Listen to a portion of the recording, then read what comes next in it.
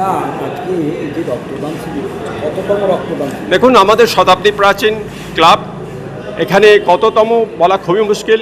তা আমরা প্রত্যেক বছরই এই অনুষ্ঠানটা করে আসছি মানব কল্যাণের জন্য। কতজন লোক রক্ত দেবে? আমাদের টার্গেট আছে 50%। কত 50%?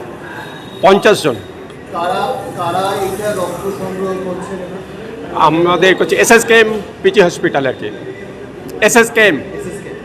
আচ্ছা, এখানে সদস্যবৃন্দরা কি দিচ্ছে না বাইরে থেকেও আসছে? না না, প্রত্যেকে সদস্যবৃন্দ কিছু আছে যাদের বয়স আছে তারা দিচ্ছে, এবং বাইরে থেকে দিচ্ছে, অনেকেই নিজে থেকে এগিয়ে আসছে রক্ত দেওয়ার জন্য। এরকম সাড়া পাচ্ছে? মোটামুটি সারা পাচ্ছে, এখনও পর্যন্ত আসছে লোক। এখন জাস্ট স্টার্টিং মোমেন্টে এখন হয়তো 15-20 জন হলো। ওটা অবধি চলবে? এটা আমাদের এস্টিমেটেড টাইম আছে 2টো। দুটোর মধ্যে আপনাদের যে টার্গেট 50টা সেটা ফুলফিল হয়ে যাবে মনে হচ্ছে? আশা করি, সবটাই তো মানুষের উপর ডিপেন্ড করছে, যারা এগিয়ে আসবে তাদের উপর ডিপেন্ড করছে। আমরা আশাবাদী। তো এই যে একটা ক্লাব এরকম একটা মহতি উদ্যোগ নিল, তো এইটাতে কি আপনার মনে হয় আরেকটু বড় করা যেতে পারে যদি এটাতে যদি প্রশাসনের সহায়তা পাওয়া যায়? দেখুন, বড় করে তো করাই যায়, কিন্তু এখন মানুষ তো খুবই কর্মব্যস্ত হয়ে গেছে। তারা সময় দেবে কি করে?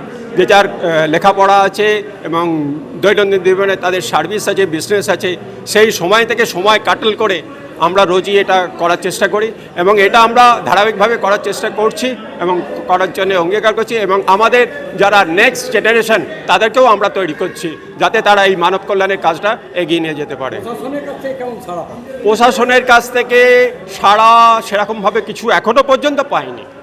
আপনারা কি নতুন যে সরকার এসছে তাদের দলীয় যারা আছেন এখানে তাদেরকে কি এই বিষয়টা জানিয়েছেন?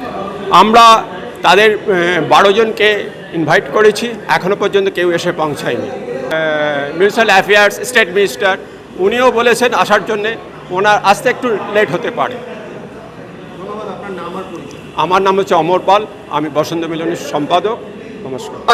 হ্যাঁ, প্রথমবার রক্ত দিয়েছি। এরকম অভিজ্ঞতা? অভিজ্ঞতা খুবই ভালো, আজ পর্যন্ত দিইনি, এই প্রথম দিলাম। দিতে খুবই মানে ভালো লাগছে শরীরটা। টেনশন হচ্ছে? না, টেনশন একদমই হয়নি আমার।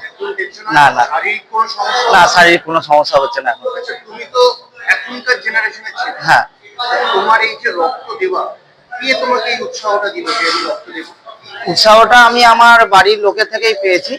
তো ওনারা বুঝিয়েছেন যে রক্ত দেওয়ার কতটা কি উপকারিতা, এবং দিলে কি হয় শরীরে, একটা ভালো দিকও আছে রক্ত দেওয়ার, যেটা সেটা অন্য মানুষেরও প্রাণ বাঁচে সেটার জন্য, এবং রক্তদানের যে কতটা মহত্ব আছে সেটাও বুঝিয়েছেন। সেই জন্য আমি তুমি তোমার প্রজন্মের যারা আছে তাদেরকে এই রক্ত দেওয়া নিয়ে কি একটা একটা ছোট্ট মেসেজ দাও? আমার তো মতে বলে যে আমাদের জেনারেশনে যারা আছে তাদেরকে বেশি করে রক্ত দেওয়া উচিত, যাতে রক্ত দেওয়ার প্রচলনটা আরো বাড়ে, এবং তার ফলে একটা হসপিটালে যে রক্তের অভাব দেখা যায় সেই জিনিসটা যাতে পূরণ হয়, এবং কোনো রুগী যাতে রক্তের অভাবে না অসুস্থ হয়ে মারা যায়, এটাই আমি বলবো। তোমার নাম বলো। পূজন অধিকারী।